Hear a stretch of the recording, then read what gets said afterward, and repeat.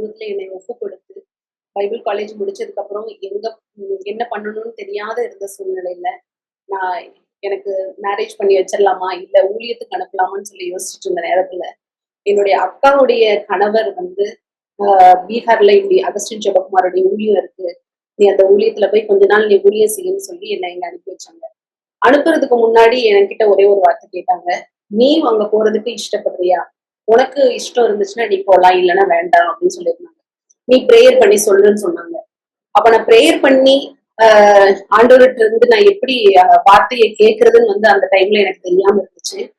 நான் Bible college படிச்சிருந்தா கூட தேவனுடைய சமூகத்துல உட்கார்ந்து ஆண்டவர் எப்படி பேசுவார், எப்படி நம்மளை வழிநடத்துவாருங்கிறத வந்து நான் கேட்டதும் கிடையாது, அதன்படி நடந்ததும் இல்லை அந்த டைம்ல.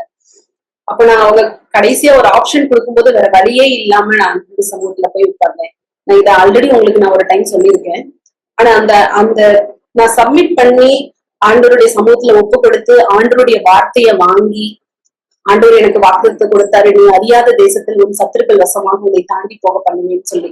ஆண்டவர் அப்படி கொடுத்த வாக்குத்தத்தின் மூலமா நான் வந்து ஜென்ஸ்ல காலடி எடுத்து வைக்கிறதுக்கு ஆண்டவர் திரும்பி தந்தார். நான் காலடி எடுத்து கமிட் பண்ண உடனே அந்த வாரம் வந்து நான் ஞாயிறு ஆராதனைக்காக கடந்து சென்றிருந்தேன்.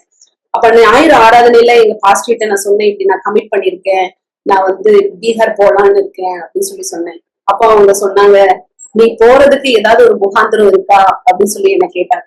அன்னைக்கு சண்டே மெசேஜ்லயும் அதுதான் சொன்னாங்க, நீ போகிறதுக்கு ஒரு முகாந்திரம் இருக்குதா அப்படின்னு சொல்லி கிதியோனுடைய வாழ்க்கை வரலாறுலதான் அன்னைக்கு வந்து செய்தியா எடுத்திருந்தாங்க. அப்ப நான் ஆண்டவர்கிட்ட நான் கேட்டேன், நான் போறது எதனால, நான் போறதுக்கு ஏதாவது ஒரு முகாந்திரம் இருக்கா, இல்ல நான் ஜஸ்ட் அப்படியே இவங்க எல்லாரும் சொல்றாங்கன்னு சொல்லிட்டு நான் கமிட் பண்ணிட்டு வசனம் கிடைச்சிருச்சு, ஆனாலும் ஆண்டவர் தான் என்ன வழிநடத்துறாரா, நான் அதன் மூலமா தான் போறேனான்னு சொல்லி நிறைய நேரத்துல எனக்குள்ள டவுட் இருந்துச்சு. அந்த சண்டே சர்வீஸ் முடிச்சுட்டு நான் மண்டே கிளம்பி டியூஸ்டே வந்து நான் ட்ரெயின்ல ஏறணும். மண்டே நான் அந்த சண்டே சர்வீஸ் முடிச்சுட்டு நானும் என்னுடைய அம்மாவும் மெடிக்கல் ஷாப்ல கொஞ்சம் மருந்தெல்லாம் வாங்கிட்டு டானிக்ஸ் எல்லாமே வாங்கிட்டு அவங்க ஹேண்ட்பேக்ல வச்சிருந்தாங்க. நான் 2 வீலர் ஓட்டிட்டு வந்துட்டு இருந்தேன். ரோட கிராஸ் பண்ணி எங்க வீட்டுக்கு பக்கத்துலதான், ஆனா அந்த பைபாஸ் ரோட்ல நான் ரோட கிராஸ் பண்றதுக்கு முன்னாடி அந்த கோயம்புத்தூர்ல இருந்து வர்ற பஸ் எல்லாம் ரொம்ப ஸ்பீடா வர்ற சூழ்நிலையில நான் ரோட கிராஸ் பண்ணும்போது கடைசியா நான் கிராஸ் பண்ணி அந்த எட்ஜ்ல போறதுக்கு முன்னாடி என் அம்மா பயந்து காலை கீழே வச்சுட்டாங்க. காலை கீழே வைக்கிறாங்க, நான் கிராஸ் பண்றேன்னு தெரிஞ்ச உடனே அந்த பஸ்ல வந்து அவங்க பிரேக் போட்டு பார்த்திருக்காங்க, அவங்களால முடியவே இல்லை. கடைசியா எங்க வண்டி பக்கத்துல வந்து எங்க அம்மா காலை இடிச்சு வண்டியில லெஃப்ட் சைடு தான் நம்ம சரியணும். நான் இப்படி ஓட்டிட்டு போகும்போது அம்மா இப்படிதான் உட்காந்துருப்பாங்க, லெஃப்ட் சைடு தான் சரியணும். ஆனா எப்படி அது ரைட் சைட்ல சரிஞ்சிச்சுன்னு தெரியாது, வண்டி ரைட் சைட்ல சரிஞ்சிருச்சு. அம்மாவோட கால்ல அந்த டயர் ஃப்ரண்ட் டயர் இடிச்சு ரைட் சைட்ல சரிஞ்சிருச்சு வண்டி.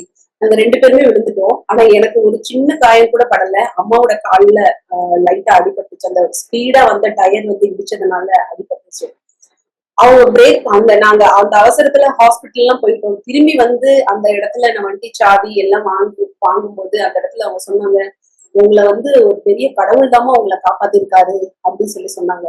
ஏன்னா அம்மா கையில இருந்த பேக் இல்ல, பைபிள் எல்லாமே அந்த பேக்ல இருந்துச்சு, எதுவுமே கையில இல்ல, எல்லாம் எப்படி ஸ்கேட்டர் ஆச்சு எங்க போச்சுன்னே தெரியாது.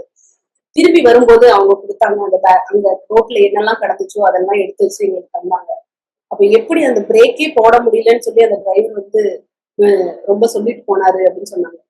அதுக்கப்புறம் நாங்க அந்த பேக்ல இருக்கிற எல்லா திங்ஸையும் நாங்க வாங்கி போட்டு பார்க்கும்போதுதான் தெரிஞ்சிச்சு, எங்க அம்மா கையில இருக்கிற அந்த ஹேண்ட்பேக்ல இருக்கிற பைபிள் இந்த பக்கத்துல இருந்து அந்த பக்கம் வீல்ல போய் அப்படியே ஸ்கிராச் ஆகி தான் ஒரு பைபிள் ஒரு சைடு ஃபுல்லா தேஞ்சு அந்த பைபிள் வந்து அந்த டயர்ல இருந்தது நாங்க பார்க்க முடிஞ்சிச்சு. அப்ப நான் ஆண்டவருக்கு நன்றி சொன்னேன், ஆண்டவரே நீங்க என்னை அழைத்தவர் உண்மை உள்ளவர், என்னை கடைசி பரியந்தும் என்னை நடத்த வல்லவரா இருக்கீங்க, உங்களுடைய சித்தத்தின்படிதான் நாங்க சொல்றேன், என் மேல ஒரு சின்ன காயமும் படாம பெரிய ஆபத்து எதுவும் நேரிடாம உங்களுடைய வேத வசனத்தின் மூலமா அந்த டயர்ல ஒரு பிரேக்கா நீங்க இருந்து எங்களை நீங்க காத்திருக்கீங்களே, உங்களுக்கு நன்றின்னு சொல்லி நான் முழு மனதோடு அன்னைக்கு நான் பீகாருக்கு நான் புறப்பட்டு வந்தேன். ஆண்டவர் வந்து இங்க வந்ததுக்கு அப்புறம் ஆண்டவர் என்னோட வாழ்க்கையில பெரிய காரியங்களையும் நிறைய மாற்றங்களையும், பொதுவா நீங்க சொல்ல போனோம்னா பீகார்ல ஜென்ஸ் ஊழியத்துல நம்ம இணைஞ்சும் போதே நம்ம ஒரு ட்ரைனிங் பீரியட், இங்க யாரெல்லாம் எப்படிலாம் சரியா இல்லையோ அதை ஒரு சரிப்படுத்துகிற ஒரு மினிஸ்ட்ரியா தான் நான் இங்க பார்த்தேன். நம்ம எவ்வளவு ஆவிக்குரிய வாழ்க்கையில நம்ம முன்னேறணும், எந்தெந்த மாதிரி டைம்ல நம்ம பிரேயர் லைஃப் இன்க்ரீஸ் பண்ணலாம். சோ அந்த மாதிரி ஆவிக்குரிய ரீதியா ஜென்ஸ் மினிஸ்ட்ரி என்னை உருவாக்குச்சு. நான் இங்க வந்ததுக்கு அப்புறம் தான் நான் உருவானேன்னு நான் சொல்ல முடியும். நான் பைபிள் காலேஜ் படிச்சிருந்தா கூட இந்த முழு அர்ப்பணிப்பு இங்க வந்ததுக்கு அப்புறம் தான் எனக்குள்ள ஏற்பட்டுச்சு. அப்படிப்பட்டதான என் ஆண்டவர் என்னை கொண்டு வந்ததுக்காக என் தேவனை நான் ஸ்தோத்திரிக்கிறேன். நமக்குள்ள ஒரு கமிட்மெண்ட் இருக்கும் போதுதான், நம்ம ஆண்டவருக்காக ஏதாவது செய்யணும்னு ஒரு வாஞ்சை இருக்கும் போதுதான் ஆண்டவர் நம்மளை நிரப்பி வழிநடத்த முடியுமே தவிர வேற எந்த விதத்திலையும் ஆண்டவர் நம்ம கிட்ட ஒரு சப்மிஷன் இல்லாம ஆண்டவர் நம்மளை ஒரு நாளும் வழிநடத்த முடியாது அப்படிங்கிறத நான் தெரிஞ்சுக்கிட்டேன். இன்னைக்கு அப்படி ஒரு சப்மிஷன் இருந்த ஒரு தேவ மனிதனை குறித்து நம்ம பார்க்க போறோம். ஏதோ நமக்கு எல்லாமே இருக்குது, எல்லாமே கிடைச்சிருச்சு, நான் சந்தோஷமா தான் இருக்கிறேன், என்னோட வாழ்க்கை நிம்மதியா தான் ஓடுது, இதுக்கு மேல எனக்கு என்ன வேணும்னு சொல்லி தன்னைத்தானே திருப்தியாக்கி கொண்டு என்னோட குடும்பம் நல்லா இருக்கு, என் பிள்ளைங்க நல்லா இருக்காங்கன்னு சொல்லி அதுல மாத்திரம் திருப்தி அடையாம நான் தேவனுக்காக என்ன செய்யணும், நான் தேவனுக்காக இன்னும் ஒரு படி எப்படி முன்னேறணும்னு சொல்லி அங்கலாய்த்து எதிர்பார்த்து செஞ்சிருந்த ஒரு மனுஷனை நோக்கி நம்ம பார்க்க போறோம் இன்னைக்கு. அவங்களை குறித்து நம்ம பார்க்க போறோம். பொதுவா நீங்க பாத்தீங்கன்னா சண்டே சர்ச்சுக்கு நம்ம போவோம். சண்டே சர்ச்சுக்கு போகும்போது எல்லாருமே நம்ம பார்க்கும்போது சில பேர் சில பேரை பார்த்து பேசுவாங்க, சில பேரை பார்த்து பிரைஸ் சொல்லுவாங்க, அவங்கள பார்த்து விசாரிப்பாங்க. ஏன்னா நம்ம ஒரு வாரம் அவங்கள நம்ம பார்க்காதனால.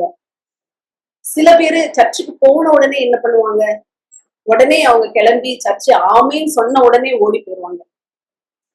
எங்க சர்ச்சிலையும் அதே மாதிரி நிறைய நடக்கும். ஏன்னா வாரம் முழுவதும் எல்லாருமே எல்லா டிபார்ட்மெண்ட்லயும் வேலை பாக்குறவங்களதான் நம்ம பார்ப்போம், எல்லா டிபார்ட்மெண்ட்ல இருக்கிறவங்களதான் நம்ம ஸ்கூல்ல டீச் பண்றவங்களதான் நம்ம பார்ப்போம்.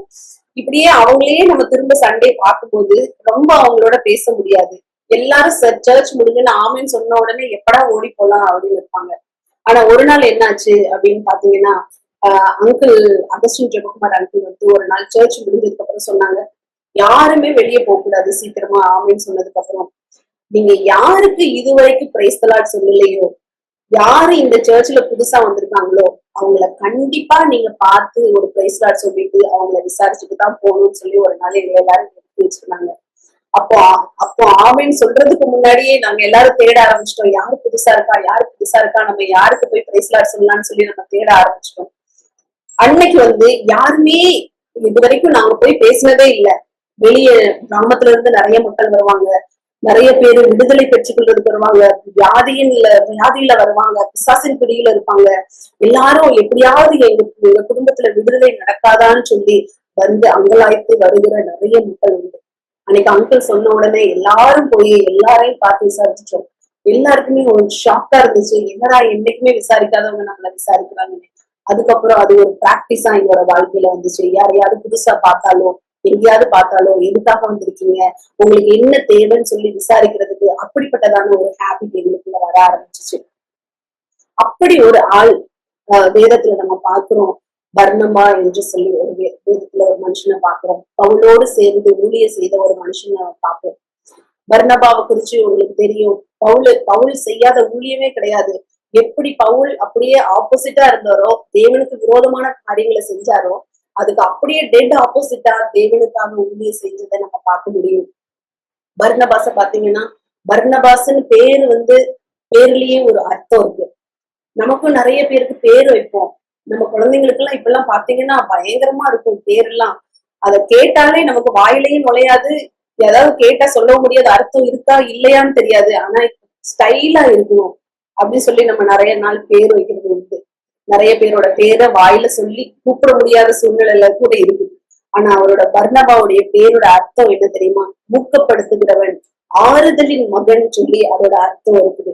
அப்படின்னா பேர்லயே மற்றவங்களை ஆறுதலைப்படுத்துகிறவர், மற்றவர்களை ஊக்கப்படுத்தி மற்றவர்களை இன்னும் புஷ் பண்ணி முன்னாடி கொண்டு போகிற ஒரு அர்த்தமா பர்னபாவை குறித்து நம்ம பாக்குறதுல. எல்லாரும் அப்போஸ்தலர் நடபடிகளை திருப்பிக் கொள்ளுங்க. அப்போஸ்தலர் நடபடிகள் 4ஆம் அதிகாரம் 36, 37. அது பாத்தீங்கன்னா, சீப்புரு தீவானும் லேவியனும் அப்போஸ்தலராலே ஆறுதலின் மகன் என்று அர்த்தம் கொள்ளும் பர்னபா என்னும் மறுபேர் பெற்றவனாகிய யோசே என்பவன். அவருடைய பேர் யோசேவா தான் இருந்துச்சு. ஆனா அப்போஸ்தலர்களாலே வைக்கப்பட்ட பேரு தான் பர்னபா. ஏன்னா அவனுடைய ஊழியங்கள், அவனுடைய அவனுடைய நடத்துதல்கள், மற்றவர்களோட இடைப்படுகிற காரியங்களை பார்த்து அவனுக்காக ஒரு பெயர் சூட்டப்பட்டிருக்கிறது பர்னபா, ஆறுதலின் மகன். பர்னபாவை குறிச்சுதான் நம்ம இந்த நாளில் நம்ம பார்க்க போறோம். பர்னபாவுடைய ஃபர்ஸ்ட் நம்ம பார்க்க போறது பர்னபாவின் தாராள மனசு. அவரு தாராள மனசு நம்ம எப்படி சொல்றோம் அப்படின்னா, 37வது வசனத்துல வாசிங்கன்னா, தனக்கு உண்டாயிருந்த நிலத்தை விற்று அதன் கிரியத்தை கொண்டு வந்து அப்போஸ்தலருடைய பாதத்திலே வைத்தார் என்று சொல்லி வாசிக்கிறோம். அவனுக்கு இருக்கிற எல்லாத்தையும், கிரயத்துல இருக்கிற எல்லாத்தையும் கொண்டு வந்து அப்போஸ்தலருடைய பாதத்துல வைத்தான். எதற்காக? ஆண்டவருடைய ஊழியத்துக்காக. ஆண்டவருடைய ஊழியத்தை எப்படியாவது முன்னாடி கொண்டு செல்லணும், எப்படியாவது அவருடைய பணிக்காக நம்ம இன்னும் தாராளத்துவமாய் நம்ம கொடுக்கணும்னு சொல்லி அவருடைய நிலத்தை விற்று அப்போஸ்தலருடைய பாதத்துல கொண்டு வந்து வச்சாராம். இன்னைக்கு நம்ம எத்தனை பேர் ஆண்டவருடைய ஊழியத்துக்காக நம்ம தருகிறோம்? நம்ம ஜெம்ஸ் ஊழியத்துல ஒரு நாள் நம்ம கேட்கறது கிடையாது, நீங்க ஆண்டவருடைய ஊழியத்துக்கு நீங்க தாங்கன்னு நம்ம கேட்டது கிடையாது. அதோட பிரின்சிபிள் கிடையாது ஜெம்ஸுக்கு. அங்கிள் வந்து அந்த பிரின்சிபிள்ல வந்து ஸ்ட்ரிக்டா இருப்பாங்க. எங்களோட ஜெம்ஸ் வெப்சைட்ல பாத்தீங்கன்னாலும் எங்கேயும் இருக்காது எங்களுக்கு காசு தாங்க, இல்ல கியூஆர் கோட வச்சு கேலண்டர்லயோ அப்படி எந்த இடத்துலயுமே நீங்க பார்க்க முடியாது. அது நம்மளுடைய பிரின்சிபிள் கிடையாது. அதனால நான் கொடுக்கறத பத்தி நான் உங்களுக்கு அதிகமா சொல்ல விரும்பல. ஆனா தேவனுக்காக நம்ம எதை செய்கிறோம்? நமக்கு எல்லாமே இருக்குது. ஆண்டவர் வந்து எல்லாவற்றையும் நமக்கு தந்திருக்கிறாரு, நம்மளை நிறைவாய் வைத்திருக்கிறார். நாங்க இந்த லீவ்ல நாங்க வந்திருந்தோம் ஊருக்கு, மே மந்த் நாங்க ஊருக்கு ஆனுவல் வெக்கேஷனுக்கு வந்திருக்கும் போது நாங்க எல்லாரையுமே பாக்குறோம். ஒரு வித்தியாசமான வாழ்க்கையா எங்களுக்கு தெரியுது. நாங்க கேம்பஸ்ல இருக்கிற அந்த வாழ்க்கையும் மற்றவங்க வெளியே வரும்போது மற்றவங்களோட வாழ்க்கையும் நாங்க கம்பேர் பண்ணி பார்க்கும்போது அது ரொம்ப ஒரு வித்தியாசமான ஒரு வாழ்க்கை இருக்கு. ஆண்டவர் வந்து நம்மளுடைய மிஷனரி ஃபீல்ட்ல நமக்கு குறைவான காரியங்கள் ஆண்டவர் நமக்கு தந்தாலும் நம்ம நிறைவாக வழி நடத்துகிறாரேன்னு சொல்லி நாங்க வந்த ஆண்டவரை நம்ம நன்றி சொல்லி நாங்க ஆராதித்தோம் ஆண்டவரை. ஏன்னா நீங்க சவுத்துல பாத்தீங்கன்னா உங்களுக்கு வந்து கம்மி சம்பளத்துல வந்து உங்களோட எதையுமே செய்ய முடியாது. நிறைய சம்பளம் வாங்கினாதான் உங்களோட வாழ்க்கையை நீங்க ரன் பண்ண முடியும். ரெண்ட்ல இருந்து, ஈபில இருந்து, தண்ணில இருந்து, இன்னும் நிறைய காரியங்கள். அது அந்த லைஃப் ஸ்டைலே வேற மாதிரி இருந்துச்சு. அப்ப நான் ஆண்டவருக்கு நன்றி சொன்னேன். ஆண்டவரே, குறைவான விஷயத்துல இருந்து ஆண்டவரே எங்களை நிறைவா நீங்க வழிநடத்துறீங்க, மீதம் எடுத்து அப்படி ஆண்டவர் வந்து ஆண்டவராக இயேசு கிறிஸ்து 5 அப்பங்களை 2 மீன்களையும் வச்சு 5000 பேருக்கு எப்படி போச்சுட்டாரு. அதே மாதிரி சின்ன கொஞ்சம் காரியமா இருந்தா ஆண்டவர் எங்களை ஆசீர்வாதமா எங்களை வழிநடத்துறீங்களே, உங்களுக்கு நன்றின்னு சொல்லி நாங்க ஆண்டவருக்கு நன்றி சொல்லுவோம். உங்களுக்கு ஆண்டவர் வந்து நிறைய காரியங்களை கொடுத்திருப்பாரு, நிறைய ஆவியின் கனிகளை கொடுத்திருப்பாரு, ஆவியின் வரங்களை கூட கொடுத்திருப்பாரு. வெறும் இந்த பணத்தினாலோ பொருளினாலோ அல்ல. அந்த மாதிரி காரியங்கள் இருக்கும்போது எப்படி நீங்க மற்றவர்களுக்கு அதை டிஸ்ட்ரிபியூட் பண்றீங்க, எப்படி அதை பகிர்ந்து கொடுக்கீங்கிறத நம்ம பார்க்கணும். நீங்க கேள்விப்பட்டிருப்பீங்க, நடிகர் சூர்யா வந்து அகரம் ஃபவுண்டேஷன் சொல்லிட்டு ஒரு ஃபவுண்டேஷனை இது பண்ணிருக்காங்க. அது பாஸ்ட் 15 இயர்ஸா அது ரன் ஆயிட்டு இருக்கு. அதுல பாத்தீங்கன்னா அவங்களுக்கு இருக்கிற காசுல அவங்க அதுல சப்போர்ட் பண்றாங்க. நான் அவங்கள பெருமையா நான் சொல்லல, பட் ஆனா நான் உங்களுக்கு ஒரு எக்ஸாம்பிளா நான் சொல்றேன். அதுல 8000 ஸ்டூடெண்ட்ஸ் வந்து படிச்சிருக்காங்க. அதுல பாத்தீங்கன்னா அதுல 51 டாக்டர்ஸ் அதுல ஆயிருக்காங்க, 2000 இன்ஜினியர்ஸ் உருவாயிருக்காங்க. அதுல நம்ம வந்து ஆண்டவருடைய ஊழியத்துக்காக நம்ம அந்த மாதிரி நம்ம கொடுக்குற பெரிய ஆளை நம்ம செய்ய முடியாது. ஆண்டவருக்காக நம்ம என்ன செய்யணும்? என்னையே நான் ஜீவ பலியாக உங்களுடைய சமூகத்துல நான் ஒப்பு கொடுக்குறேன்னு நம்ம ப்ரேயர் பண்ணுவோம். ஆனா ஆண்டவருடைய சமூகத்துல நம்மள ஒப்பு கொடுக்குறோமா? முழுமையா நம்ம ஆண்டவருடைய சமூகத்துல சப்மிட் பண்றோமா? அது ஒரு கேள்விக்குறியாகவே தான் இருக்குது நம்மளோட வாழ்க்கையில. ஆண்டவரே, நமக்கு தசம்பாகத்தையும் காணிக்கையும் நான் கண்டிப்பா செலுத்துவேன், நான் அதுல ஒரு குறையும் வைக்க மாட்டேன், 10ல ஒரு பாகம் உங்களுக்கு கண்டிப்பா உங்களுடைய சமூகத்துல நான் செலுத்துவேன்னு சொல்லி நம்ம சொல்லுவோம். ஆனா சில நேரத்துல நம்ம அதை செலுத்த தவறிடுவோம். ஏன்னா நம்மளுடைய வாழ்க்கை அந்த மாதிரி சுச்சுவேஷன்ல நமக்கு போயிட்டு இருக்கு. ஆனா பர்னபாவை பாத்தீங்கன்னா முழுமையா அந்த கிரயத்தை எல்லாம் விற்று அப்போஸ்தலருடைய பாதத்துல கொண்டு வந்து ஊழியத்தை ரன் பண்றதுக்காக அவங்களுடைய பாதத்துல வைத்தான் நம்ம பார்க்கிறோம். ஆண்டவர் வந்து 2 காசு போட்ட விதவையை ஆசீர்வதித்தார். அந்த காரியத்தை தான் பார்த்தாரு. உங்களுக்கு எதுவுமே இல்லைனாலும் பரவாயில்ல, ஆண்டவரே என்னையே நான் ஜீவ பலியா உங்களுடைய சமூகத்துல நான் ஒப்பு கொடுக்கிறேன் ஆண்டவரே, இதை தவிர எனக்கு வேற எதுவுமே இல்லைன்னு சொல்லி நீங்க சப்மிட் பண்ணாலும் அதுவும் வந்து ஒரு ஊழியத்துக்கு ஒரு அடுத்த ஸ்டெப்னு தான் நான் சொல்லுவேன். அப்படி நம்மை நாமே அர்ப்பணிக்கிறதுக்கு நம்ம பழகிக்கணும். நமக்கு கிடைக்கிற காரியத்துல இருந்து ஆண்டவருடைய ஊழியத்துக்கு கொஞ்சமாவது உங்களை போல ஸ்பான்சர்ஸ் நிறைய காரியங்களை செஞ்சுதான் இந்த ஜெம்ஸ் மூலியம் ரன் ஆயிட்டு இருக்கு. நான் அதை நிச்சயமா என்னால சொல்ல முடியும். நாங்கள் ஜெபிக்கிறோம், நாங்க வாய் திறந்து நாங்க கேட்கல. ஆனா ஜெபிக்கும் போது ஆண்டவரே எங்களுக்கு அப்படிப்பட்டதான ஸ்பான்சர்களை உருவாக்கித்தாங்கன்னு சொல்லி நாங்க கேட்கிறோம். அதே போலதான் உங்களை போல ஸ்பான்சர்ஸ் ஆண்டவர் உருவாக்கி ஜெம்ஸ் மினிஸ்ட்ரியை ஒவ்வொரு ஹோம்ஸ்ல இருந்து ப்ராஜெக்ட்ஸ்ல இருந்து எல்லாவற்றையும் ரன் பண்றதுக்கு ஆண்டவர் உதவி செய்யறாரு. அப்படிப்பட்டதான உங்களுக்காகவும் நான் தேவனுக்கு நன்றி செலுத்துகிறேன். இன்னும் இதுல பலப்பட்டு இன்னும் திடப்பட்டு பர்னபாவை போல ஒன்றுமே யோசிக்காம தேவனுக்காக கொடுத்து இன்னும் ஆவியில வைராக்கியமாய் உற்சாகமாய் போவதற்கு தேவன் தாமே உங்களுக்கு உதவி செய்வாராங்க. அவர்களுடைய தாராள மனசை நம்ம பார்த்தோம். ரெண்டாவது பாக்குறோம் சவுலுக்கு ஆதரவாக நின்ற பர்னபா. வாசிக்கலாம் அப்போஸ்தலர் நடவடிக்கைகள் 9வது அதிகாரத்துல 1-2 பாத்தீங்கன்னா, சவுல் என்பவன் இன்னும் கர்த்தருடைய சீஷரை பயமுறுத்தி கொலை செய்யும்படி சீறி பிரதான ஆசாரியரிடத்திற்கு போய், இந்த மார்க்கத்தாராகிய புருஷரை ஆகிலும் ஸ்திரீகையாகிலும் நான் கண்டுபிடித்தால் அவர்களை கட்டி எருசலேமுக்கு கொண்டு வரும்படி தமஸ்குவில் உள்ள ஜெப ஆலயங்களுக்கு நிருபங்களை கேட்டு வாங்கினான். சவுலுக்கு ஆதரவாக நின்ற பர்னபான்னு பாக்குறோம். முதலாவது சவுல் எப்படிப்பட்டவரா இருந்தாரா? எல்லாரையும் பயப்படுத்துறவரா. அவரு யூத பரிசேயர் ரோம பிரஜைன்னு நம்ம பாக்குறோம். ஆரம்ப கால கிறிஸ்தவர்கள் எல்லாம் அவர் துன்புறுத்தினவர்னு சொல்லி நம்ம வாசிக்கிறோம். எல்லாம் வீடுகள் தோறும் நுழைஞ்சு புருஷரையும் ஸ்திரீகள் எல்லாரையுமே இழுத்து காவல்ல போட்டாருன்னு நம்ம பாக்குறோம். சபையை எல்லாத்தையும் பாழாக்கி கொண்டிருந்தார். அவர் அதற்கு பிறகாகதான் சவுல் பவுலாக மாறினார். இன்னும் அவர் நிறைய காரியங்களை பண்ணார். ஸ்தேவானை கொலை செய்வதற்கு கூட அவர் ஒரு சம்மதித்திருந்தார் என்று சொல்லி நம்ம வாசிக்கிறோம். 8வது அதிகாரத்துல 1வது வசனத்துல நம்ம வாசிக்கிறோம். அவனை கொலை செய்வதற்கு சவுலும் சம்மதித்திருந்தான். அக்காலத்திலே எருசலேமில் உள்ள சபைக்கு மிகுந்த துன்பம் உண்டாயிற்று.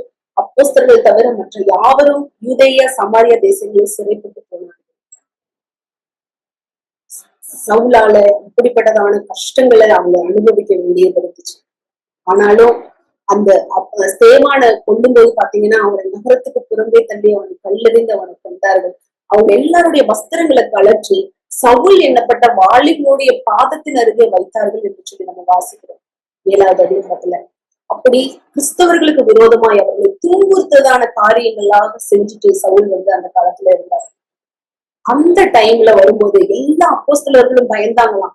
சவுல் பவுலாய் மாறி ஊழிய செய்ய வரும்போது எல்லாரும் பயந்தாங்க. ஐயோ இவர் எப்படிப்பட்டவர், இவர் வந்தா எந்த மாதிரி காரியங்கள் நடக்குமோ என்று சொல்லி அவங்க எல்லாம் ரொம்ப பயந்தாங்க.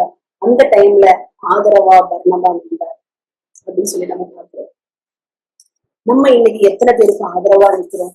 பழைய காரியங்களை நம்ம யோசிச்சுட்டு பழைய காரியங்களையே குத்தி குத்தி காண்பிச்சுட்டு நீதான் நீ இப்படி செஞ்ச அப்படி செஞ்சன்னு சொல்லி நம்ம நிறைய காரியங்களையே பழைய விஷயங்களையே நம்ம யோசிச்சுட்டு அவங்கள முன்னாடி வந்தா கூட நம்ம அவங்கள பின்னாடியே வச்சிருப்போம். அவங்கள முன்னோக்கி வர்றதுக்கே நம்ம விட மாட்டோம். அந்த மாதிரி நம்ம எத்தனை பேர் இன்னைக்கு இந்த நாட்கள்ல நம்ம இருக்கிறோம்? மற்றவர்களை மன்னிக்க முடியாத தன்மை, அவங்களுடைய கஷ்டத்தை புரிஞ்சு கொள்ள முடியாத தன்மை, அவங்க எப்பேற்பட்ட வாழ்க்கையில இருந்து வெளியே வந்தாங்க, ஏன் அவங்க அப்படி பண்ணாங்க இன்னைக்கு ஏன் அப்படி மாறினாங்கிறத கொஞ்சம் கூட யோசிக்காம அவங்களை அப்படியே புறக்கணிக்கிறதா எத்தனை பேர் நம்ம இருக்கோம்? இன்னைக்கு கணவன் மனைவிக்குள்ள அந்த மாதிரி காரியங்கள், பழைய வெறுப்பு, பழைய கசப்பு, அந்த மாதிரி காரியங்களை வச்சுட்டு இன்னைக்கு எத்தனை பேர் நம்ம இருக்கோம்? ஒரு நிமிஷம் நம்ம யோசிச்சு பார்க்கலாமா? இன்னைக்கு யோசேப்புடைய காரியங்களை பாத்தீங்கன்னா, யோசேப்புடைய சகோதரர்கள் எல்லாரும் அவனை வெறுத்தாங்க. அவருடைய தகப்பனுக்கு மிகவும் பிரியமான மகனா இருந்தான்னு சொல்லி நம்ம பாக்குறோம். 17 வயதுல ஆடுகளை மேய்ச்சி கொண்டிருந்தாரு. அந்த டைம்ல அவருக்கு மிகவும் பிரியமான குமாரனா இருந்ததுனால பல வர்ண அங்கிகளையும் அவருக்கு தந்திருந்தாரு. சொப்பனங்களை பார்த்து அந்த பாசத்துல அவர் இருக்கிறனால அவருடைய சகோதரர்கள் அவனை முழுமையா பகைச்சாங்கன்னு சொல்லி பாக்குறோம். சொப்பனங்களை பார்த்து சொல்லும் போது இன்னும் அதிகமாய் அவனை பகைச்சாங்கன்னு சொல்லி நம்ம பாக்குறோம். அப்படி யோசேப்ப பகைச்சு அவங்களுடைய சகோதரர்கள் எல்லாரும் கடைசியில என்ன பண்ணாங்க? அவனை எப்படியாவது குழியில போட்டுடலாம், எப்படியாவது அவனை பண்ணிடலாம், எப்படியாவது அவனை விட்டுறலாம், ஏதோ பண்ணி அவனை அவனை விற்று போட்டார்கள் என்று சொல்லி நம்ம பார்க்கிறோம். ஆனா பின்னாடி என்னாச்சு? அவனுடைய வாழ்க்கையில அவன் சகோதரர்களையும் மன்னித்து ஏற்று அப்படி எகிப்து தேசத்துல மட்டும் பஞ்சம் ஏற்படவில்லையா? எல்லா தேசத்திலும் 7 வருஷம் பஞ்சம் ஆகி ஒன்றுமே இல்லாம தேடி போனார்கள். ஆனா போகும்போது யோசேப்போ அவங்களுடைய பழைய காரியங்களை யோசிச்சு, நீங்க என்னை இப்படி பண்ணீங்க தானே, நான் உங்களுக்கு அதை ரிட்டர்ன் கண்டிப்பா பண்ணுவேன்னு சொல்லி அப்படி ஒரு நாளும் யோசேப்பு சொல்லவே இல்லை. அவர்களை எல்லாரையும் விசாரிச்சு அவருடைய சின்ன தம்பியை கூட்டிட்டு வரல, அவனையும் கூட்டிட்டு வாங்க, இதையும் எடுத்துட்டு போங்க, சேர்த்து எடுத்துட்டு போங்கன்னு சொல்லி எல்லா தானியங்களையும் எல்லாவற்றையும் அவனுக்கு ரெட்ட தனியாய் திருப்பி அவங்களை அனுப்பிச்சு அவங்களை சந்தோஷப்படுத்தினாருன்னு சொல்லி நாங்க பாக்குறோம். போஜனங்களை பண்ணி வரிசையாய் அவர்களை உட்கார வச்சு அவங்களுடைய வயதுக்கு தகுந்த மாதிரி உட்கார வச்சு அவங்கள பார்த்தாங்கன்னு சொல்லி எல்லாவற்றையும் நம்ம அந்த ஆதியார் 37வது அதிகாரத்துல இருந்து நம்ம அதுல வாசிக்க முடியும். இப்படி பழைய காரியங்களை யோசிச்சு அவன் பண்ணல. ஆண்டவராகிய இயேசு கிறிஸ்துவனை உயர்த்தும் போது அப்படி எப்பேற்பட்ட காரியங்களா இருந்தாலும் பரவாயில்ல, எனக்கு விரோதமாய் படையெடுத்து வந்தாலும் பரவாயில்ல, என்னை குழியில போட்டாலும் பரவாயில்ல, தேவன் எனக்கு நன்மையானதை செய்யும் போது நான் மற்றவர்களுக்கு நான் அப்படிதான் இருப்பேன்னு சொல்லி அவங்களுக்கு ஆதரவா இருந்தான்னு சொல்லி நம்ம பார்க்கிறோம். அப்படிதான் பர்னபாவும் சவுலுக்கு ஆதரவா இருந்த அப்போஸ்தலர்கள் எல்லாரையும் பயந்து தெரிச்சு ஓடும்போது இல்ல, ஆதரவா இருந்து ஊழியத்துல 2 பேரும் சேர்ந்து இணைந்து ஊழியம் செய்யறதை நம்ம பார்க்க முடியும். அப்படி அப்போஸ்தலர்கள் அவங்களை இன்ட்ரோடியூஸ் பண்ணும்போது, பவுல இன்ட்ரோடியூஸ் பண்ணும்போது அவங்களுக்கு ஊக்கமான வார்த்தைகளை சொல்லி அவங்களுடைய எதிர்காலத்தையே அப்படியே மாற்றி பவுல வந்து அந்த மினிஸ்ட்ரிக்குள்ள கொண்டு வரதை நம்ம பார்க்க முடியும். நம்ம வாசிக்கிறோம் கொலோசியர் 3:13 நம்ம வாசிக்கிறோம், ஒருவர் தாங்கி ஒருவர் பேரில் ஒரு குறைபாடு உண்டானால் கிறிஸ்து உங்களுக்கு மன்னித்தது போல ஒருவருக்கு ஒருவர் பண்ணியுங்கள் சொல்லி நம்ம வாசிக்கிறோம். பழைய காரியங்கள் தேவனுக்கே விரோதமா இவன் பண்ணிருக்கான், இவனை எப்படி மன்னிக்க முடியும்னு சொல்லி அவங்க யோசிச்சிருக்காரு. ஆனா அப்படி செய்யல. தேவனுக்கு விரோதமா செஞ்சாலும் இன்னைக்கு தேவன் அவனை தொற்றிருக்கிறார் என்று சொல்லி ஊழியத்துல இணைச்சு அவங்க முன்னாடி சென்றதை நம்ம பார்க்கிறோம். நம்ம இன்னைக்கு ஒருவரை ஒருவர் தாங்குறோமா? ஒருவருக்கு மேல ஒருவருக்கு குறைபாடு இருந்துச்சுன்னா அதை மன்னிச்சு மறக்கிறோமா? ரோமர்ல வாசிக்கிறோம், நம்ம 12:17 நம்ம வாசிக்கிறோம், ஒருவனுக்கும் தீமைக்கு தீமை செய்யாதிருங்கள் என்று சொல்லி வாசிக்கிறோம்.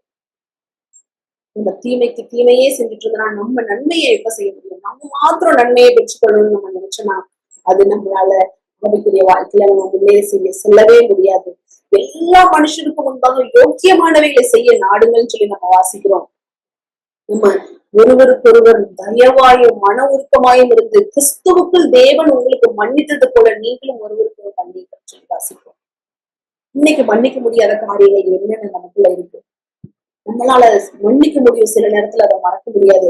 அந்த மாதிரி சுச்சுவேஷன் வரும்போது உடனே அந்த பழைய காரியங்கள் தான் நமக்குள்ள ஞாபகம் வரும். எனக்குள்ளேயும் அந்த மாதிரி காரியங்கள் சில டைம் வரும். ஆண்டவரேன்னு சொல்லி அந்த பாதத்துல உட்கார்ந்து எப்படியாவது இது என்னுடைய சிந்தனையில எடுத்து போட்டுருன்னு சொல்லி போராடுவேன். ஆண்டவருடைய சமூகத்துல எப்படியாவது அந்த காரியத்தை எடுத்து போட்டதுக்கு அப்புறம் தான் எனக்கு அது நிம்மதியா இருக்கும். ஆண்டவரே, நான் இந்த சுச்சுவேஷன்ல கிராஸ் பண்றதுக்கு எனக்கு பலம் கிடையாது, தேவ ஆவியானவர் நீங்க என்னை பலப்படுத்த முடியுமே, நான் அதை மன்னிக்கணுமே மறக்கணுமேன்னு சொல்லி ஆண்டவருடைய சமூகத்துல கேட்க முடியுமா? இன்னைக்கு பர்னபாவை போல என்ன காரியங்கள் பண்ணாலும் பரவாயில்ல, தேவ ஊழியத்துல நான் இணைத்துக் கொள்கிறேன்னு சொல்லி இணைத்துக் கொண்ட அந்த பர்னபாவை போல நம்மளும் நம்மளுடைய குடும்பத்துல இருக்கணும், நம்மளுடைய பிள்ளைகளோட வாழ்க்கையில இருக்கணும். நிறைய பேர் விதத்துல கசப்பு, காரணமில்லாத காயங்கள், அதெல்லாம் யோசிச்சு யோசிச்சு இன்னும் அதை நம்ம பெருக்கிக் கொள்றோம். இன்னும் நம்ம அந்த சடுதியிலே நம்ம நாசம் அடைகிறத நம்ம பார்க்கிறோம். இன்னைக்கு எத்தனை பேரை நம்ம சொல்லலாம், ஆண்டவரே இந்த சடுதியிலிருந்து, இந்த நாசமான காரியங்கள் இருந்து, இந்த நாச்சமான இந்த காரியத்திலிருந்து ஆண்டவரே எனக்கு ஒரு விடுதலையை கொடுங்க, நான் மன்னிச்சு மறக்கிறதுக்கு மற்றவர்களை ஏற்றுக்கொள்றதுக்கு அந்த கிருபை எனக்கு கட்டளையிடுங்கன்னு சொல்லி நம்ம இன்னைக்கு கேட்கணும். பர்னபாவை போல அந்த மாதிரி கேரக்டர் எனக்கு தாங்க அப்படின்னு சொல்லி ஆண்டவருடைய சமூகத்துல நம்ம கேட்கிறவங்களா இருக்கு. 3வதா நீங்க பாத்தீங்கன்னா அவங்க அந்தியோகியாவுல அநேகர் ரட்சிக்கப்பட்டார்களாம். இந்த பர்னபாவுடைய ஊழியத்துல அநேகர் ரட்சிக்கப்படும் போது அவங்க வந்து கற்றுக் கொடுக்க பர்னபாவை அனுப்பினார்கள் சொல்லி நம்ம வாசிக்கிறோம். பர்னபாவை எப்படி அவர்கள் சர்டிபிகேட் பண்றாங்கன்னா, அவன் நல்ல மனுஷன், பரிசுத்த ஆவியினாலும் விசுவாசத்தினாலும் நிறைந்தவனா இருக்கிறான்னு சொல்லி சர்டிபிகேட் கொடுக்குறாங்க அவங்களுக்கு. நம்ம வந்து நமக்கு நம்மளோட இருக்கிறவங்களுக்கு நம்ம வந்து எப்படிப்பட்டவங்களா தெரியணும். நம்ம தேவி ஆவியானவருக்கு சமூகத்துல நம்மளை ஒப்பு கொடுத்து தினந்தோறும் நம்மளை ஒப்பு கொடுத்து, ஆண்டவரே என்னை பரிசுத்தப்படுத்துங்க, உங்க பரிசுத்த ஆவியானவரால என்னை நிரப்புங்க, நம்ம வெளியே போகும்போது உங்களை பிரதிபலிக்கணும்னு சொல்லி நம்ம இன்னைக்கு எத்தனை பேர் நம்ம கேட்கிறது உண்டு? தினமும் ஒரு புதிய நாளை ஆண்டவர் நமக்கு தருகிறார். எவ்வளவு பேரை இந்த நாட்களை பார்க்க முடியாத சூழ்நிலையில இருக்காங்க. ஆனா ஆண்டவராக இயேசு கிறிஸ்துவோ நமக்கு ஒவ்வொரு புதிய நாளையும் அவருடைய கிருபையாலும் இரக்கத்தாலும் தயவாலையும் அந்த புதிய நாளை பார்க்கறதுக்கு ஆண்டவர் நமக்கு கிருபை தந்திருக்கிறார். நம்மளை குறித்து எத்தனை பேர் அப்படி சாட்சி சொல்ல முடியும்? இந்த பரிசுத்த ஆவியினாலும் விசுவாசத்தினாலும் நிறைந்தவனா இருக்கிறான்னு சொல்லி பர்னாவை பார்த்து சொல்லுகிறாங்க. நம்மளை பார்த்து இன்னைக்கு யாராவது அப்படி சொல்ல முடியுமா? இவங்களோட ஆண்டவர் இருக்கிறார், இவங்களோட தேவனோடு இருக்கிறாருன்னு சொல்லி யாராவது சொல்ல முடியுமா? இன்னைக்கு நம்ம யோசிச்சு பார்க்கலாமா? நான் கல்யாணம் ஆகுறதுக்கு முன்னாடி ஸ்பின்ஸ்டர்ஸ் கோட்டர்ஸ்ல இருக்கும்போது ஆண்டி வந்து எல்லாரையும் பார்க்க வருவாங்க. சில டைம் எல்லாரையும் பார்த்து எப்படி இருக்காங்க அப்படின்னு சொல்லி விசாரிப்பாங்க.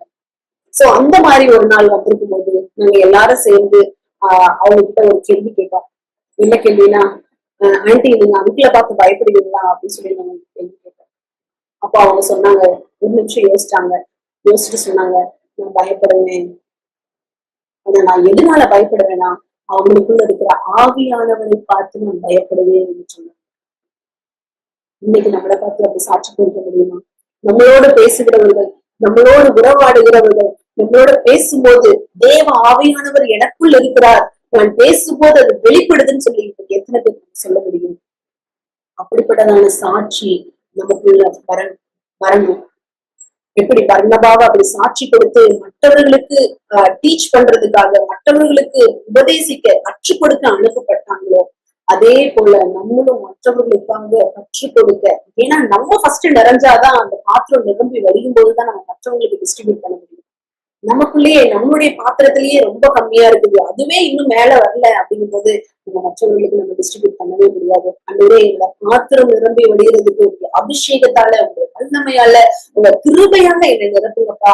அப்பதான் அன்றைய அந்த அபிஷேகத்தை மற்றவர்களுக்கு நான் ஊற்றி விட முடியுமே. என்னோட வார்த்தை மூலமா, இந்த பேச்சு மூலமா, இந்த செய்கை மூலமா மற்றவர்களுக்குள்ள நான் ஒரு கிரியை நடப்பிக்க முடியுமேன்னு சொல்லி நம்ம கேட்க முடியும்.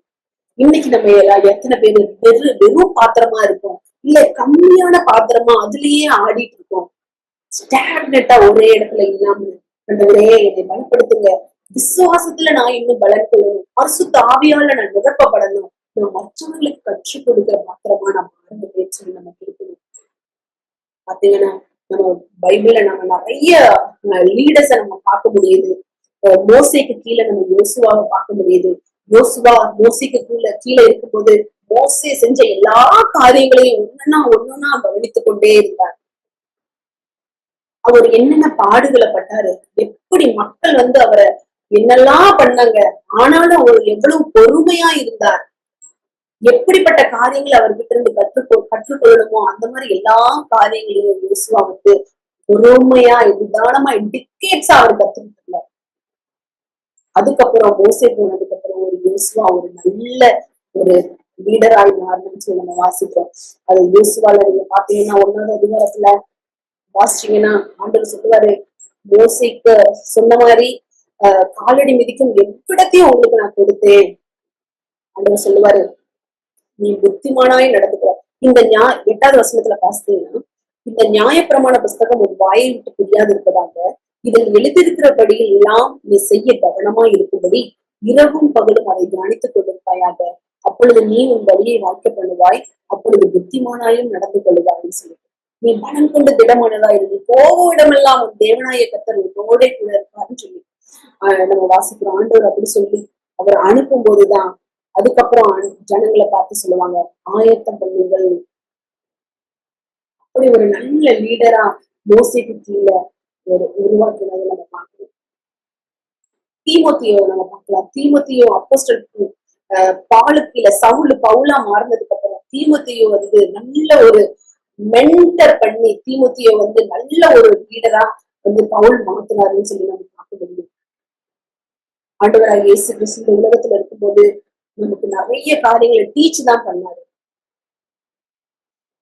முழு இதயத்தோடு, முழு ஆத்மாவோடு, முழு பலனோடு நீ ஆண்டவரை சேவி. ஒரு காரியங்கள் இன்ஸ்ட்ரக்ஷன் நிறைய பேரபிள்ஸ் மூலமா வந்து ஆண்டவர் வந்து நிறைய காரியங்களை கற்றுக்கிட்டார். சீஷர்களுக்கு அது கண்மூடித்தனமா இருக்கும், ஒண்ணுமே தெரியாது. அவங்க அப்படி சில நேரத்துல பிளாங்கா முழிப்பாங்க. ஆனா அவங்க சின்ன ஸ்டோரிய வச்சு சொல்லி ஆண்டவர் அவங்களுக்கு அதை புரிய வைப்பார். அது ஒரு பெஸ்ட் டீச்சர் நம்ம சொல்ல முடியும். ஜீசஸ் கிரைஸ்ட் நம்மளோட பெஸ்ட் டீச்சர் நம்ம சொல்ல முடியும். அதே போல சொல்ல முடியும், உன்னிடத்துல அன்பு கூறுவது போல பிறனிடத்திலும் நீ அன்பு கூறு, அதே போல இது இந்த மாதிரி காரியங்களை செய், இப்படி கற்பனைகளை கைக்கொள், எல்லாவற்றையும் இயேசு கிறிஸ்து தாமே நமக்கு எல்லாவற்றையும் கற்றுக் கொடுத்தார். அப்படிப்பட்டதான ஒரு நல்ல கற்றுக் கொடுக்கிற ஒரு லீடரா நமக்கு கீழே இருக்கிற இல்ல நம்ம பிள்ளைங்களுக்கு நம்ம கற்றுக் கொடுக்கணும். நமக்கு தெரிஞ்சது மாத்திரம் நம்மளே வச்சிருந்தோம்னா நம்மளுடைய பிள்ளைங்களை யாரு கைட் பண்ண முடியும்? வேலை ஸ்தலங்கள்ல நீங்க கூட இருப்பீங்க, வேலை ஸ்தலங்கள்ல ஒண்ணுமே அறியாத மக்கள் இருக்கும்போது அவங்கள நீங்க கைட் பண்ணுங்க. ஒரு அபிஷியலா நீங்க கைட் பண்ணலாம். வேலை தெரியலையா, வேலைக்கு நீங்க கைட் பண்ணுங்க. அப்படி கற்றுக் கொடுங்க. நமக்கு கீழே இருக்கிறவர்களை நம்ம எப்பொழுதுமே நம்ம உருவாக்கி கொண்டே இருக்கணும். கற்றுக் கொடுக்கணும். கற்றுக் கொடுக்காம நம்ம கற்றுக் கொடுத்தனா அவங்க நம்மளோட மேல ஆயிடுவாங்களோ, நம்மளோட நிறைய தெரிஞ்சிருக்கும்னு சொல்லிடுங்க. அவங்கள நம்ம லீட் போட்டு நம்ம அமைக்கி வச்சோம்னா நம்ம ஒரு லீடர்ஷிப்புக்கு அர்த்தமே கிடையாது. இப்படி வர்ணமா கற்றுக் கொடுக்கறதுல முன்னாடி எல்லாவற்றையும் கற்றுக் கொடுத்தாரு. கற்றுக் கொடுத்து நம்ம மற்றவங்களை உருவாக்குறதுக்கு நம்ம பிரயாசப்படணும். நம்ம மற்றவங்களை எப்பொழுதும் மூடி வச்சு நமக்கு கீழேயே வச்சிருக்கோம்னா நம்மளுடைய ஆசீர்வாதத்தை நம்ம இழந்து போகணும். நம்ம என்னைக்கு அதை டிஸ்ட்ரிபியூட் பண்றோமோ அப்பதான் நம்மளுடைய பாத்திரம் இன்னும் நிரம்பும். அதுக்கப்புறம் தேவனுக்காக மகிமையாக நம்ம வாசிக்கிறோம். நாலாவதா நீங்க பாத்தீங்கன்னா பர்னபாவின் மிஷனரி பயணத்தை நம்ம பார்க்கலாம். கடைசியா நம்ம பார்த்தீங்கன்னா பர்னபா மார்க்குவுக்கு 2வது தருணத்தை கொடுத்தாருன்னு சொல்லி நம்ம பார்க்கிறோம். லைஃப்ல இன்னொரு சான்ஸ் கொடுத்து பார்க்கும்போது தேவன் இவன் மூலமா செய்ய வேண்டிய காரியத்தை அவர் செய்வாரேன்னு சொல்லி அவருக்கு 2வது தருணத்தை தருகிறத நம்ம பார்க்கிறோம்.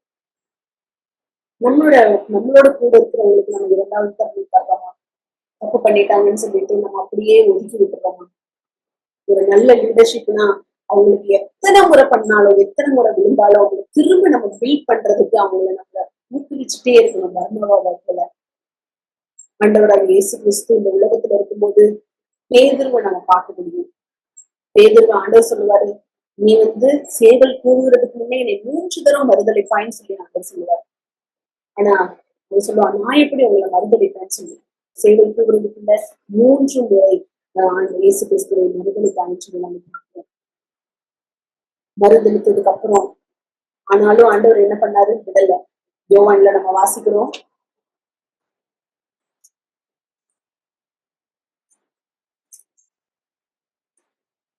யோவான் 21வது அதிகாரத்தில் நம்ம வாசிக்கிறோம், அவர்கள் போஜனம் பண்ணின பின்பு இயேசு சீமோன் பேதுருவை நோக்கி, யோனாவின் குமாரன் அது சீமோனே, இவர்களில் அதிகமாய் நீ என்னிடத்தில் அன்பா இருக்கிறாயா என்றார். மறுதளிச்சாங்கிறதுனால அவனை விடல.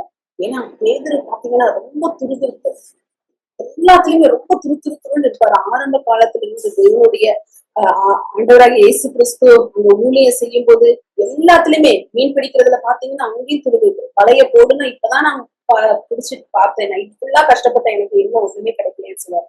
ஆனாலும் நீ போடுன்னு சொல்லி அங்கேயும் பாருங்க. அப்படிதான் ஆண்டவராக இயேசு கிறிஸ்து அந்த தண்ணியில நடந்து வரும்போது ஆண்டவர் ஆவேசம்னு சொல்லி எல்லாரும் கத்துவாங்க. அப்ப பார்த்தா ஆண்டவர் நான் தான் பயப்படாதீங்கன்னு சொல்லும்போது, நீங்க தண்ணியில நடந்தீங்கன்னா நானும் நடப்பேன். எந்த சீஷர்களும் அப்படி சொல்லல. ஆனா பேதுரு சொல்லுவாரு. இப்படி எல்லாவற்றிலும் துருதுருக்கு. கெத்செமனேக்கு முன்னாடி பாத்தீங்கன்னா ஆண்டவராக இயேசு கிறிஸ்து பிடிக்க வரும்போது உடனே ஆண்டவர் பிடிக்க வராங்கன்னு சொல்லிட்டு அவர் வாளை எடுத்து காதை வெட்டுறது நம்ம பார்க்கிறோம். இந்த மாதிரி நிறைய காரியங்களை துருத்துருவா செஞ்சுட்டு இருக்கிற நல்ல ஒரு சீஷன் கடைசியா இப்படி மறுதளிப்பான்னு சொல்லி மறுதளிச்சுட்டு ஆண்டவராக இயேசு கிறிஸ்து அப்பவும் அவனை விடல. 2வது ஒரு சான்ஸ் ஆண்டவர் தராரு. நீ மறுபடியும் என்னை நேசிக்கிறாயான்னு சொல்லி கேட்கிறாரு. 2வது முறையும் கேட்கிறாரு, நீ என்னிடத்துல அன்பா இருக்கிறாயா? 3ஆம் தரமும் கேட்கிறாரு, நீ என்னை நேசிக்கிறாயா? அப்போ அவர் 3ஆவது தரம் கேட்கணும்னு பேதுரு என்ன பண்ணாரு? துக்கமடைந்து பேதுரு துக்கப்பட்டு, ஆண்டவரே நீர் எல்லாவற்றையும் அறிந்திருக்கிறேன், நான் உன்னை நேசிக்கிறேன் என்பதையும் நீர் அறிவீர் என்றார். ஆண்டவராக இயேசுக்கு 2வது சான்ஸ் கொடுத்துட்டு அவரை கேட்கிறாரு, நம்ம மேல அன்பா இருக்கு. நம்மள ஆண்டவர் அப்படியே விடுகிற தேவன் இல்லை. இப்படி பர்னபா இணைத்து ஓடினாரோ அதே போலதான் ஆண்டவராக இயேசு உன்னை கொண்டு செய்ய வேண்டிய காரியத்தை நான் உன்னை கொண்டே செய்வேன். இது தவிர இந்த மாதிரி ராக் பேதுருவ போல ஒரு ராக் இல்ல, நீ உன்னை கொண்டேதான் நான் செய்ய போறேன்னு சொல்லி ஆண்டவராகிய இயேசு கிறிஸ்து பேதுருவை மீண்டுமாய் அவருடைய சமூகத்துல இணைத்து கொண்டு அந்த ஊழியத்துல இணைச்சு எந்த கிறிஸ்த நாட்கள்ல நடந்தத பேதுருவின் நாட்கள்ல நடந்த நம்ம பார்க்கும்போது பரிசுத்த ஆவியானவர் நிரப்பப்பட்ட பேதுரு தேவனை தைரியமாய் பிரசங்கித்தான்னு சொல்லி வாசிக்கிறோம். தேவனை காட்டிட்டு அவங்க இவனும் அவன் கூட இருந்தா அப்படின்னு சொல்லும்போது இல்ல நான் அவன் கூட இல்லைன்னு சொல்லி ஒரு நாள் மறுதளிச்ச பேதுரு இன்னைக்கு தைரியமா எல்லா இடத்துலயும் போய் பிரசங்கித்தான் சொல்லி பார்த்தோம். ஏன் அது ஆண்டவர் கொடுத்த 2வது தருணம். 3000 பேருக்கு மேல ஞானஸ்தானம் பெற்று அப்படின்னு சொல்லி வாசிக்கும் பவுலுக்கு பேதுருவோட பீரியட்ல நிறைய அற்புதங்களை செஞ்சாரு.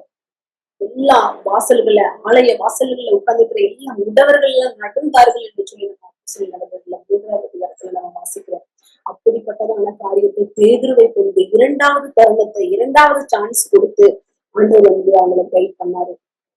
கடைசியா மறிக்கும் போது பேதுருவை சிலுவையில் அறையணும்னு சொன்னாங்க.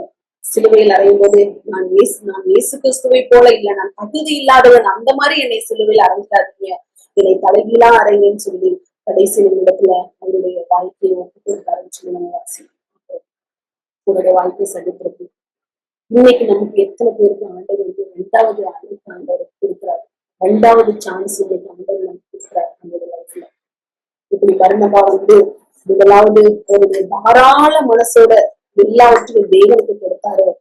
எப்படி சவுலு பழைய காரியங்களை யோசிக்காம அவரோட பரவாயில்ல அப்படின்னு சொல்லி எப்படி சவுலை அப்படியே ஏற்றுக்கொண்டாரு. 3வது அவருடைய ஊழியம் எல்லாருக்காகவும் கற்றுக் கொடுக்க அவர் முன் வந்தாரு பார்த்தோம்.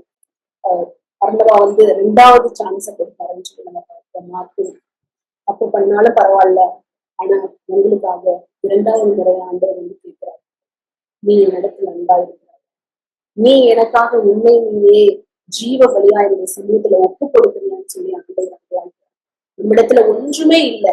எல்லாரும் சொல்லலாமா, ஆண்டவரே என்னிடத்துல ஒன்றுமே இல்லை கொடுப்பதற்கு, என்கிட்ட சுகம் வெள்ளம் ஜீவன் எனக்கு தந்திருக்கீங்க, என்னிடத்துல பொண்ணோ பொருளோ எதுவுமே இல்லை, ஆனா என்னை நான் ஜீவ பலியா என்னுடைய சமூகத்துல ஒப்பு கொடுக்க முடியும்னு சொல்லி இன்னைக்கு என்னுடைய சமூகத்துல நம்ம சொல்லலாமா, ஆண்டவரே பர்னபாவை போல விற்று கொடுக்கறதுக்கு என்னிடத்துல எதுவும் இல்லை, ஆனா அவங்களுடைய ஊழியத்தை செய்வதற்கு என்னிடத்துல எது இருக்குதோ அதை நான் கொடுக்க தயாரா இருக்கேன்.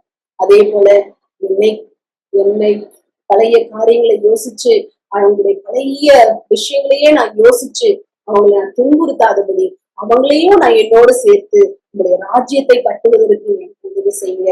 என்னோட வேலை பார்க்கறவங்களோடும் சரி, எனக்கு கீழே இருக்கிறவங்களும் சரி, அவங்களை நான் உற்சாகப்படுத்தணும். எல்லா நேரத்திலையும் அவங்கள நான் அவங்களோட டேலண்ட்டை நான் ஒரு நாள் நான் மூடி வைக்க கூடாது. அவங்கள நான் எழும்பி பிரகாசிக்க பண்ணுகிற ஒரு நல்ல லீடர்ஷிப்பா என்னை மாற்றுங்கன்னு சொல்லி நம்ம கேட்போம். அதே போல ஆண்டவர் இன்னைக்கு 2வது சான்ஸ் நமக்கு தந்திருக்காரு. ஆண்டவரே நான் இவ்வளவு நாள் பண்ணதுல எனக்கு தந்துச்சுங்கப்பா, ஆனா இந்த 2வது சான்ஸ் நீங்க தந்திருக்கீங்க, இதை சரியான விதத்துல நான் யூஸ் பண்றதுக்கு எனக்கு பலன் கொடுங்கன்னு கேட்கலாம்.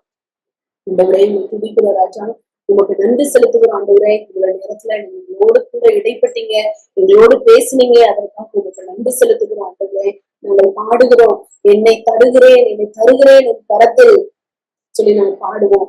ஆனா ஆண்டவரே சில நேரத்துல ஆண்டவரே எங்களை தருகிறதற்கு உங்களுடைய சமூகத்துல நாங்கள் ஒப்பு கொடுப்பதற்கு நாங்கள் தவறி போகிறோங்கிறத நாங்க அறிஞ்சிருக்கோம். ஆண்டவரே இந்த நேரத்துல எப்படி நீங்க பேதுருவுக்கு 2வது தருணத்தை கொடுத்தீங்களோ அதே போல எங்களோட வாழ்க்கையில நீங்க 2வது தருணத்தை கொடுத்திருக்கீங்க. இந்த தருணத்தை நாங்க யூஸ் பண்ணி நாங்க என்னெல்லாம் பரிசுத்தாவியானவராலும் நிரப்பப்பட்டு ஆண்டவரே உங்களுக்கு ஸ்தோத்திரம், பர்னபாவை எப்படி சாட்சி கொடுத்தார்களோ அதே போல எங்களை சாட்சி கொடுப்பதற்கு எங்களை முழுமையாய் உங்களுடைய கரத்துல நாங்கள் தாழ்த்தி வெறுமையாக்கி உங்களுடைய கரத்துல ஒப்பு கொடுக்கிறோம். ஆண்டவரே எங்களை கழுவுங்க, எங்களை சுத்திகரிங்க, எங்களை பயன்படுத்துங்கன்னு நாங்கள் செபிக்கிறோம். ஆண்டவரே பழைய காரியங்களை யோசிச்சு மன்னிக்க முடியாத சில காரியங்கள் எல்லாவற்றையும் எடுத்து போடுங்க. வீட்டுக்குள்ளேயே கணவன் மனைவிக்குள்ள மன்னிக்க முடியாத காரியங்களை எடுத்து போடுங்க. தேவனுக்காக ஆண்டவரே பொருட்களை கொடுக்கலனாலும் ஆட்களை அனுப்புவதற்கு, என்னுடைய பிள்ளையை தேவ ஊழியத்துக்கு அனுப்புவதற்கு ஆண்டவரே எனக்கு ஸ்தோத்திரம். அப்படிப்பட்டதான கிருபையையும் வாஞ்சையும் ஆண்டவரே எங்களுடைய குடும்பத்திலேயே நீங்க கட்டளையிடுங்கன்னு நாங்க செபிக்கிறோம். அப்படிப்பட்டதான ஒரு பெரிய கூட்டத்தை நீங்க உருவாக்குங்கன்னு நாங்க செபிக்கிறோம்.